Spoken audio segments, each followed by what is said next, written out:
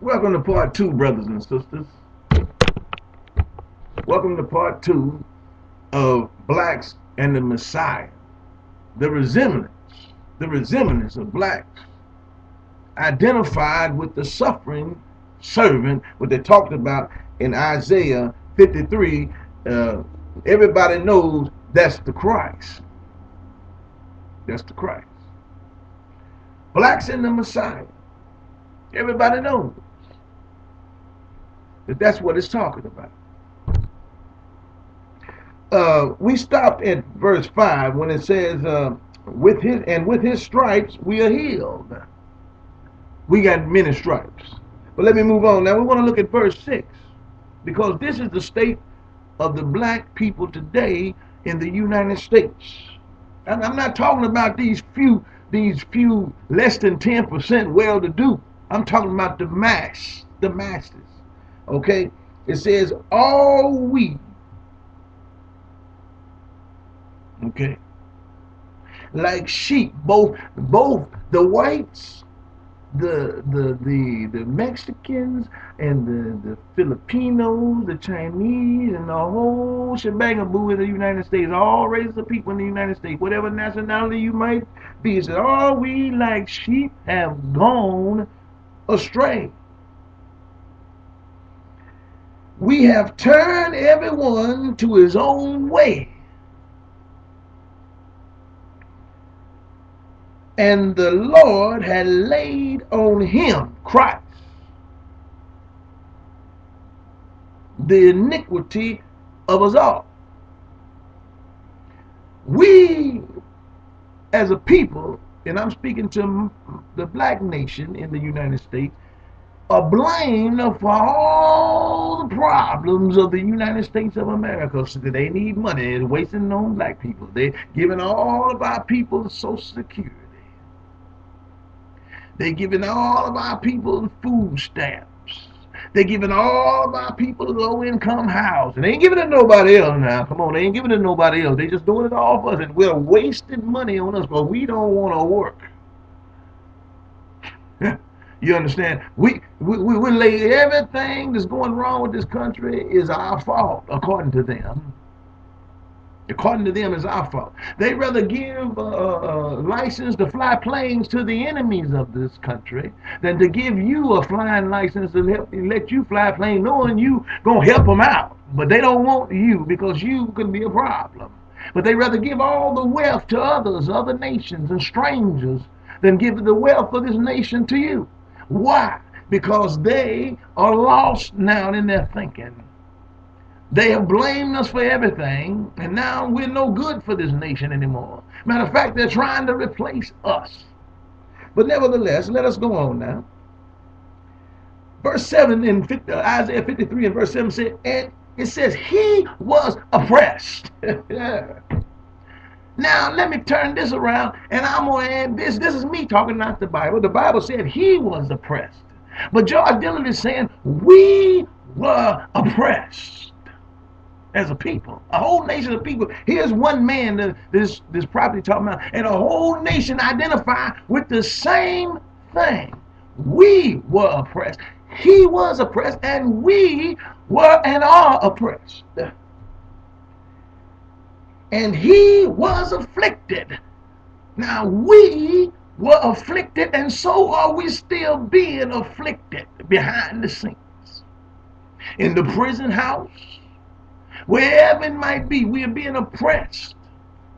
We don't own anything, and I'm talking about the masses. We're paying rent. If you don't pay the rent, you get kicked out on the street. They won't help you. We don't have all the businesses. We don't have the banks. So we're being oppressed by those in charge of everything. So he was oppressed.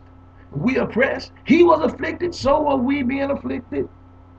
Yet he opened not his mouth. And so many of us don't open our mouth. We getting oppressed, kicked around, thrown around, shoved around, and all kind of that. And yet we don't open our mouth. And we're known for that. Why don't y'all say something? You hear what I'm saying? They don't say, they ain't scared to talk. They won't say nothing. We don't open our mouth. He is brought as a lamb to the slaughter. Many of us as a nation, many of us, same way, identifying with Christ, many of us been brought for the slaughterhouse, to get slaughtered, for the judgment seat, to get slaughtered. We don't even allow righteous judgment. We don't even get judged properly. And when one of us do, the whole nation go crazy. Remember OJ? He had what they had. He had a jury, he had a fair trial and everything. And he beat it by their law and they went crazy. But many of us have never had justice. Many of us have never had justice. But let me go on and say it. He said, he was brought as a lamb for the slaughter, yet he opened not. He said, he was oppressed and he was afflicted, yet he opened not his mouth. We don't open our mouth. He is brought as a lamb for the slaughter, and as a sheep before the shears is dumb. Many of us act dumb. Just let them just railroad us. So he opened not his mouth, and we don't open our mouth. We that people, we a whole nation of people that acted just like the Messiah. It said he was taken from prison and from judgment. And who shall declare his generation? Let me ask you, who gonna declare the generation of the afflicted Messiah? We. Who gonna declare the generation of the oppressed Messiah? We. Who gonna declare the generation of the hanging Messiah? We. We have hung, we have been oppressed, and we have been whipped with many stripes. We. Let's go on. For he was cut off, and many of us been cut off out of the land. Many of us been cut off out of the land. We don't not even remember. Some of them don't even have a grave marker or nothing. We don't. Some of them even is missing in action. They don't know what happened to them. Many of us. And it says, cut out of the land of the living, for the transgression of my people was I stricken. For the transgression of my people was I stricken. Amen. It says, and he made his grave with the wicked, and with the rich in his death, because he had done no violence. And in we're known for violence today, right? We like dogs being beaten, kicked around until it just made the dog mean. But he said, but many of us have done no violence, and we were treated violently, set on fire, hung on trees, everything kicked around, tortured, cut, castrated, everything. Identifying with the suffering servant. He's a servant, so were we, our ancestors.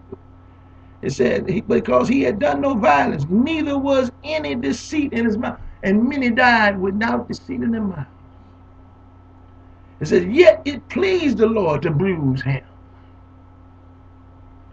He had put him to grief, when thou shalt make his soul an offering for sin. And many of us been an offering for somebody else's sin. He shall see his seed. God is telling us that there's a day coming. Suffering black man, black woman, there's a day coming, and lost sheep. There's a day coming when our ancestors going to see their seed. Don't think that they're forgotten by God. Don't think that all the suffering they did, somebody got away with it, ain't none of them never going to get paid. Don't think that, because God said they shall see their seed. The Messiah going to see his seed, so are the sufferings of those our ancestors going to see theirs too. Amen. He said, he shall prolong his days. They ain't cut off forever. And the pleasure of the Lord shall prosper in his hands, so shall it prosper in our hands. It said, he shall see the travail of his soul, and shall be satisfied. By his knowledge shall my righteous servant justify many. And by our knowledge, we're going to justify many. For he shall bear their iniquities, and many iniquities have we borne. It says, and therefore will I divide him a portion. There's a portion to be divided amongst the people of the suffering servants with the great, and he shall divide the spoil